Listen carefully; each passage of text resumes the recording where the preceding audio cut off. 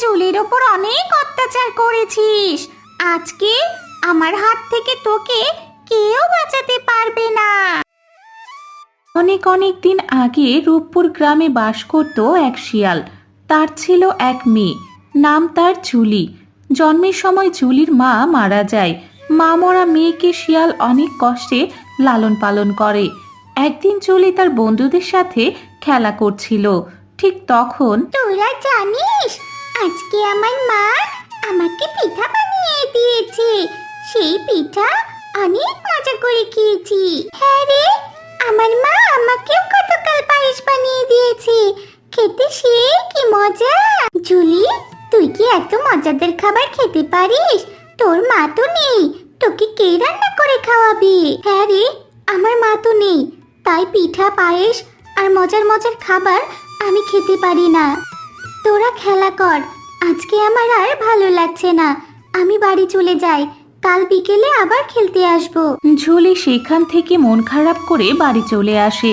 ঝুলির মা নেই, তাই তার মনে অনেক কষ্ট। তখন ঝুলির বাবা বাড়িতে আসে। কি রে মা ঝুলি, কি হয়েছে তোর? এখানে মন খারাপ করে বসে আছিস? ঘরে আয় মা, তোর জন্য নতুন খেলনা কিনে এনেছি। আমার খেলনা চাই না, আমার মা চাই বাবা। আমার সব বন্ধুদের মা আছে, আর ওদের মায়েরা তাদের পিঠা পায়েস আরো মজার মজার খাবার বানিয়ে খাওয়ায়। আমারও মা চাই বাবা, আমারও মা চাই। কিছুদিন পর শিয়াল নতুন বিয়ে করে বাড়িতে আসে। নতুন মাকে দেখে ঝুলি অনেক খুশি হয়।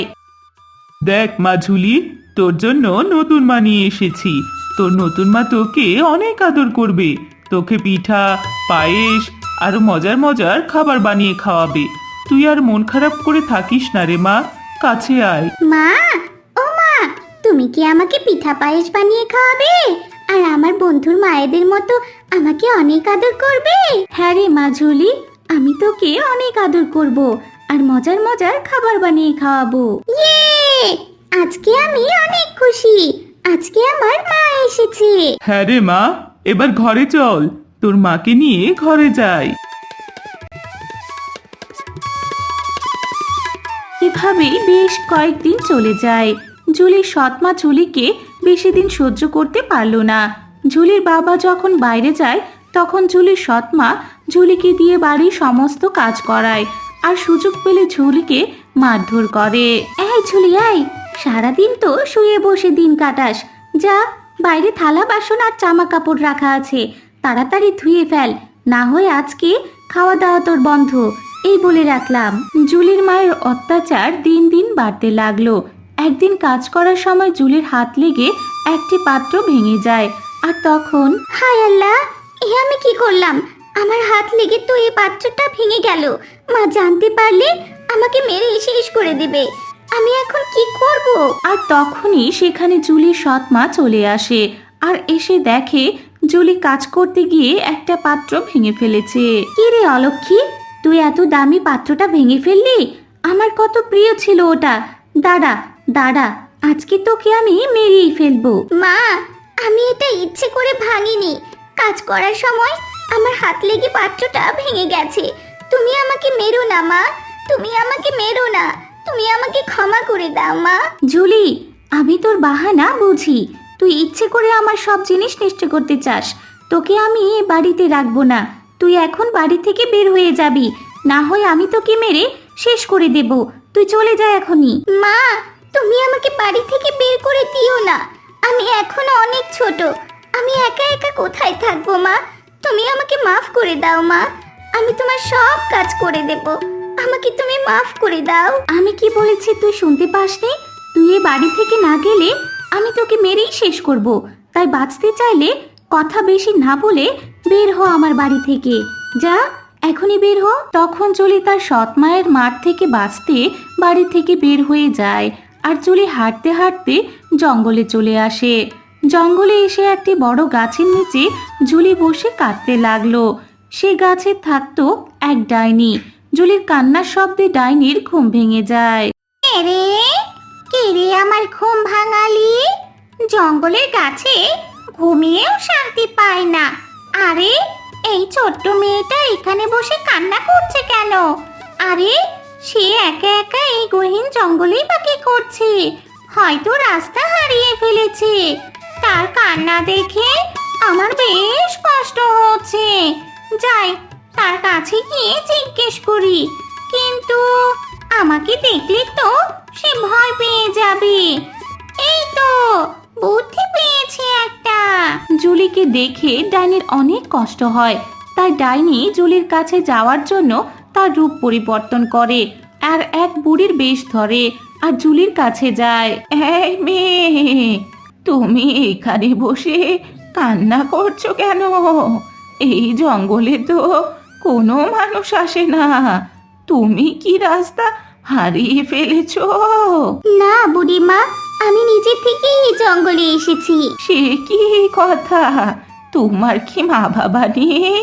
তুমি জানো না এই জঙ্গলে ডাইনি থাকে?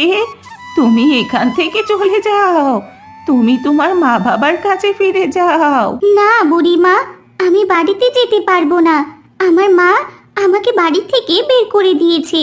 বাড়িতে গেলে আমার মা আমাকে অনেক মারবে। তখন জুলি বুড়িমাকে সব কথা খুলে বলে। জুলির কথা শুনে বুড়িমার অনেক কষ্ট হয়, তাই সে সিদ্ধান্ত নেয় জুলির সৎমাকে একটা উচিত শিক্ষা দিবে। আচ্ছা শোনো, তুমি আজকে এখানেই থেকে যাও, কাল সকালে আমি তোমাকে তোমার বাড়িতে নিয়ে যাব আর তোমার উপর হওয়া অত্যাচারের প্রতিশোধ নেব।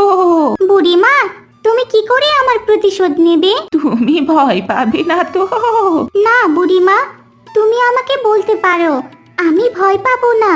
আমি হলাম এই জঙ্গলে ডাইনি, এই কাছেই থাকি। এই কথা বলে ডাইনি তার আগের রূপে ফিরে আসে।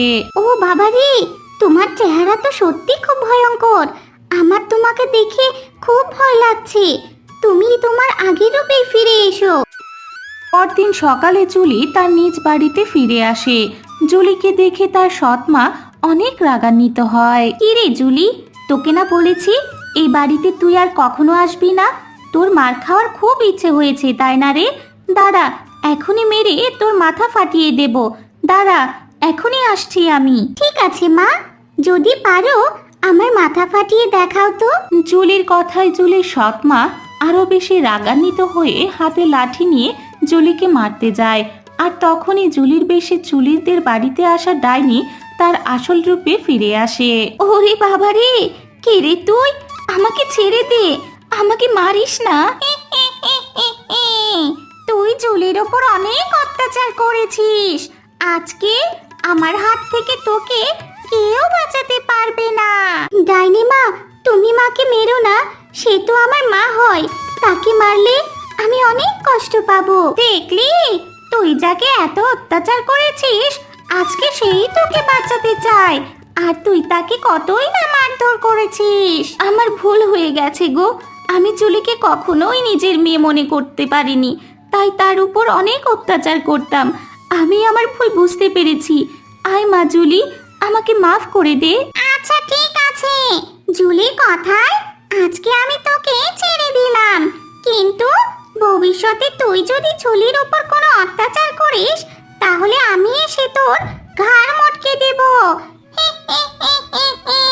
তারপর সেখান থেকে ডাইনি আবারও জঙ্গলে ফিরে যায় আর জুলির সৎমা তার ভুল বুঝতে পারে। এরপর জুলির সৎমা জুলিকে অনেক আদর করে এবং নিজের মেয়ের মতোই ভালোবাসে। এরপর তারা সুখে শান্তিতে সেই জঙ্গলে বসবাস করতে শুরু করে।